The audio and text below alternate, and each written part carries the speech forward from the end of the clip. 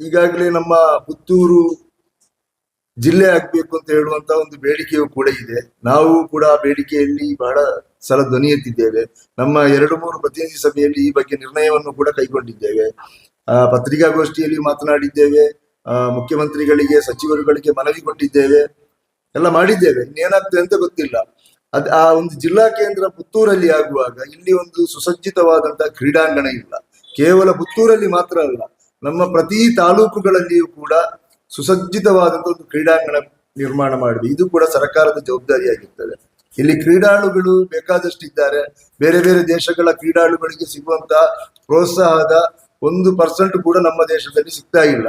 ಅವರಿಗೆ ಬೇಕಾದಂತಹ ಯಾವುದೇ ವ್ಯವಸ್ಥೆಗಳಿಲ್ಲಿ ಇಲ್ಲ. ಆದ ಕಾರಣ ಗ್ರಾಮೀಣ ಪ್ರದೇಶದಲ್ಲಿರುವಂತಹ ಕ್ರೀಡಾಳುಗಳನ್ನು ನಾವು ನಾಳೆ ರಾಷ್ಟ್ರ ಮಟ್ಟಕ್ಕೆ, ಅಂತಾರಾಷ್ಟ್ರೀಯ ಮಟ್ಟಕ್ಕೆ ಕಳಿಸಲಿಕ್ಕೆ ಸಾಧ್ಯ ಇದೆ.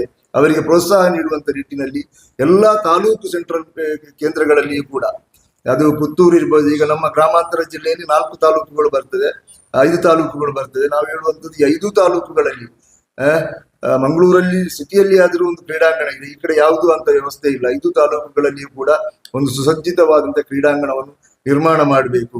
ಯುವಜನ ಮತ್ತು ಕ್ರೀಡಾ ಇಲಾಖೆಯಿಂದ ಕೋಟ್ಯಾಂತರ ರೂಪಾಯಿಯ ಅನುದಾನಗಳು ಇಲ್ಲಿ ಬರ್ತಾ ಇದೆ, ಆದ್ರೆ ನಮ್ಮ ಜಿಲ್ಲೆಗೆ ಬರ್ತಾ ಇಲ್ಲ. ನಮ್ಮ ಜಿಲ್ಲೆಯ ಶಾಸಕರು, ನಮ್ಮ ಜಿಲ್ಲೆಯ ಸಂಸದರು, ಇಲ್ಲಿನ ಜನಪ್ರತಿನಿಧಿಗಳು ಈ ಬಗ್ಗೆ ಧ್ವನಿ ಎತ್ತಾ ಇಲ್ಲ. ಕೇವಲ ಕೋಮು ಗಲಭೆ ಮಾಡಲಿಕ್ಕೆ, ಗಲಾಟೆ ಮಾಡುವಂತ ವಿಚಾರದಲ್ಲಿ ಕೋಮುದ್ವೇಷ ಭಾಷಣ ಮಾಡಲಿಕ್ಕೆ ಮಾತ್ರ ನಮ್ಮ ಜಿಲ್ಲೆಯ ಜನಪ್ರತಿನಿಧಿಗಳು ಸೀಮಿತವಾಗಿದ್ದಾರೆ. ಇಲ್ಲಿ ದ್ವೇಷ ಭಾಷಣ ಮಾಡಿದ್ರೆ ಓಟು ಬರ್ತದೆ, ಅಭಿವೃದ್ಧಿ ಮಾಡಬೇಕಾದ ಅಗತ್ಯ ಇಲ್ಲ ಅಂತ ಹೇಳುವಂತ ಭಾವನೆ ನಮ್ಮ ಜಿಲ್ಲೆಯ ಜನಪ್ರತಿನಿಧಿಗಳಲ್ಲಿ ಇದೆ. ಇದ ಕಾರಣ ಹೇಳುವುದು, ಇಂಥ ಜನಪ್ರತಿನಿಧಿಗಳಿರುವಂತಹ ಜಿಲ್ಲೆಯಲ್ಲಿ ನಮ್ಮ ಅನುದಾನಗಳು ಬರ್ತಾ ಇಲ್ಲ. ಇತರ ಜಿಲ್ಲೆಗಳಿಗೆ ಹೋಲಿಸಿದ್ರೆ ತುಂಬಾ ಕಡಿಮೆ ಇದೆ. ಆದ ಕಾರಣ ನಮ್ಮ ಬೇಡಿಕೆ ಒಂದು ಸುಸಜ್ಜಿತವಾದಂತಹ ಕ್ರೀಡಾಂಗಣ ಪ್ರತಿ ತಾಲೂಕು ಕೇಂದ್ರಗಳಲ್ಲಿ ಮಾಡಬೇಕು ಅಂತ.